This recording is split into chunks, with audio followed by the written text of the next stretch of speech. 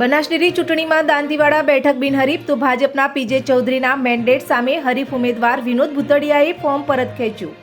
દાંતીવાડા બેઠક પરથી વર્તમાન ડિરેક્ટર પીજે ચૌધરી બિનહરીફ. દાંતીવાડામાંથી મેં મારી ઉમેદવાર નોંધાવી હતી અને પક્ષે જે મેન્ડેટ પીજે સાહેબને આપ્યો એટલે હું પક્ષનો ભારતીય જનતા પાર્ટીનો કાર્યકર્તા છું અને પક્ષ જે નિર્ણય લે એ મહાન છે, પાર્ટી મહાન છે,